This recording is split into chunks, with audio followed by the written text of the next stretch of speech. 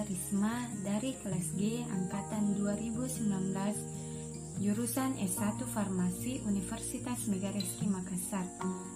Baik, di sini saya akan menjelaskan mengenai mata kuliah kimia fisika tentang materi, yaitu yang pertama materi dan perubahannya, yang kedua yaitu sistem periodik unsur, yang ketiga yaitu ikatan ion, selanjutnya ikatan kovalen, dan selanjutnya ikatan logam dan hidrogen, dan yang terakhir yaitu ikatan van der Waals. Selanjutnya kita menuju materi yang pertama yaitu materi dan perubahannya. Materi merupakan segala sesuatu yang memiliki massa dan ruang. Massa suatu benda selalu tetap dimanapun dia berada. Adapun bentuknya yaitu padat, cair, dan gas. Materi terbagi menjadi dua, yaitu yang pertama zat dan campuran. Zat terbagi menjadi dua, yaitu unsur dan senyawa. Adapun pengertian unsur yaitu adalah zat yang paling sederhana yang terdiri dari satu atom, seperti contohnya aluminium, hidrogen, oksigen, dan senyawa merupakan dua atom atau lebih yang saling bereaksi, contohnya HCl dan NaCl. Selanjutnya yaitu energi. Energi merupakan kemampuan untuk melakukan usaha. Suatu objek memiliki energi jika dapat menyebabkan perubahan. Energi dapat berubah dari satu bentuk ke bentuk yang lainnya. Selanjutnya yaitu hukum kekekalan energi. Adapun hukum kekekalan energi yaitu energi tidak dapat diciptakan dan tidak dapat pula dimusnahkan, tetapi energi dapat diubah dari satu bentuk ke bentuk yang lainnya. Contohnya, energi listrik dapat diubah menjadi energi cahaya, contohnya lampu. Dan contoh lain yaitu energi listrik dapat diubah menjadi energi bunyi, contohnya gitar listrik. Materi yang kedua yaitu sistem periodik unsur. Adapun tiga teori yang melatar belakangi sistem periodik unsur yaitu yang pertama hukum triade de Bruner, yang kedua yaitu daftar Mendeleev, dan yang ketiga yaitu sistem periodik modern. Yang pertama saya akan menjelaskan, yaitu yang pertama hukum triade de Bruner merupakan suatu hukum atau teori yang mengelompokkan tiga unsur kimia dengan kemiripan sifat tertentu. Ia kemudian membentuk kelompok yang terdiri dari tiga unsur dengan sifat kimia yang mirip. Kelompok ini disebut dengan triade. Selanjutnya yaitu yang kedua daftar Mendeleev. Pada tahun 1969, Mendeleev berhasil menyusun suatu daftar yang terdiri dari 65 unsur kimia untuk menyusun daftar unsur-unsur berdasarkan kenaikan atom relatif, dikenal dengan nama hukum periodik.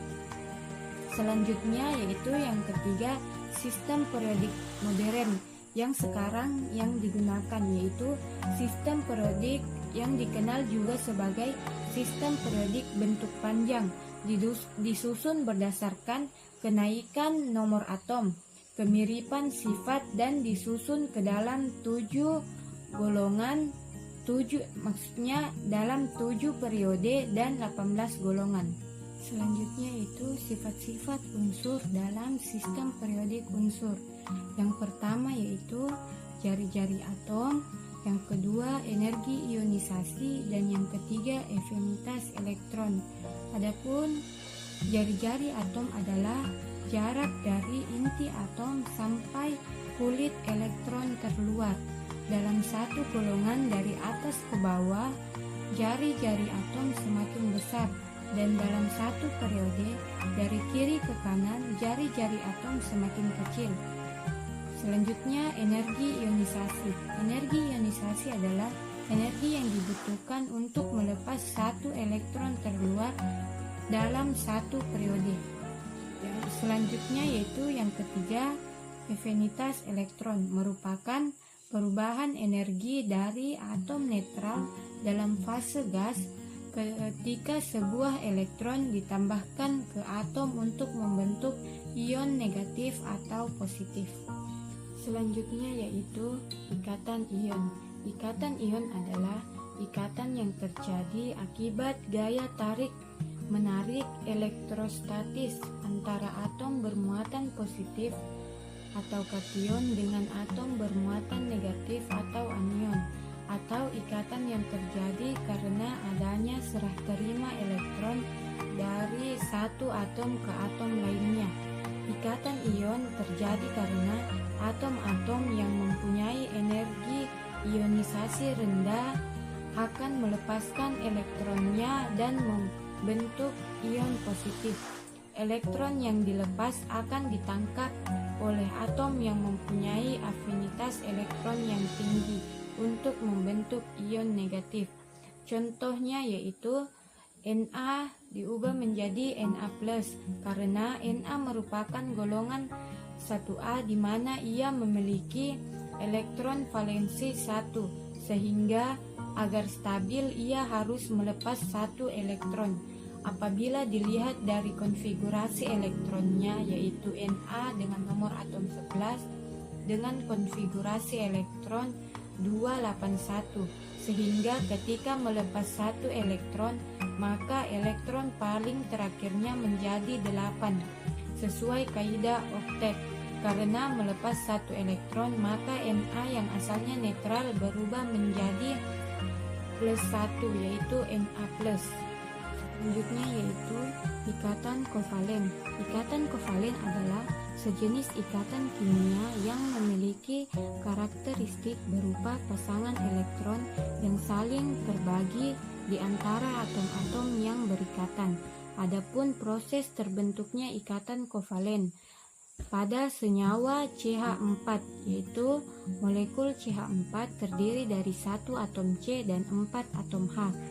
Atom C dengan konfigurasi elektron 24 memerlukan 4 elektron tambahan untuk mencapai konfigurasi elektron Ne yaitu 28 seperti melalui aturan oktet. Adapun atom H dengan konfigurasi elektron 1 memerlukan 1 elektron tambahan untuk mencapai konfigurasi elektron He itu 2 melalui aturan duplet. Dan aturan oktet dan duplet dapat dipenuhi apabila satu atom C bergabung dengan 4 atom H membentuk 4 ikatan kovalen C rangkap H. Selanjutnya jenis-jenis ikatan kovalen, yaitu yang pertama ikatan kovalen tunggal, ikatan kovalen rangkap 2, ikatan kovalen rangkap 3, ikatan kovalen polar, ikatan kovalen nonpolar, dan ikatan kovalen koordinasi. Seri yang selanjutnya yaitu ikatan logam dan ikatan hidrogen.